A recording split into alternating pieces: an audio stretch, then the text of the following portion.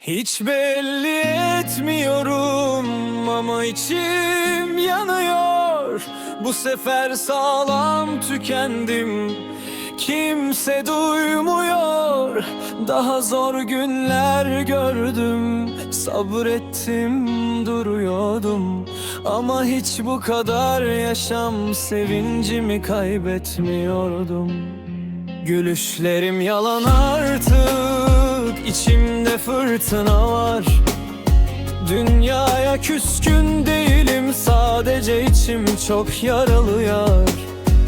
Geceler dostum oldu, sabahlar beni yormuyor. Aynaya bakmaya korkuyorum, yüzüm beni tanımıyor. Kaç kere düştüm, topladım kendimi. Bu defa kalbim bırakmıyor, taşıyamıyorum geçmişi. Hiç belli etmiyorum ama içim yanıyor. Bu sefer sağlam tükendim, kimse duymuyor. Daha zor günler gördüm, sabrettim duruyordum. Ama hiç bu kadar yaşam sevincimi kaybetmiyordum. Hiç belli etmiyorum ama içim yanıyor. Bu sefer sağlam tükendim, kimse duymuyor. Daha zor günler gördüm, sabrettim duruyordum. Ama hiç bu kadar yaşam sevincimi kaybetmiyordum. Bir umut aradım, bulamadım, yollar hep karanlık.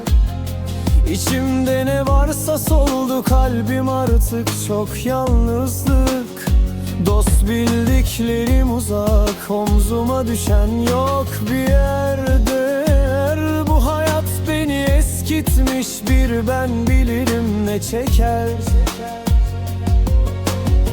Belki gün doğar içime bir gün, belki bu yorgunluk geçer bir ömrün. Ama bugün değil, bugün kalbimde ateş, gözlerimde hüzün. Hiç belli etmiyorum ama içim yanıyor.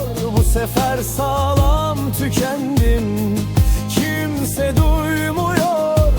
Daha zor günler gördüm, sabrettim duruyordum.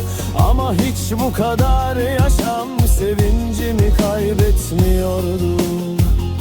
Kırıldım hayata, kimse toplamıyor. Tükendim bu yıl, kimse anlamıyor.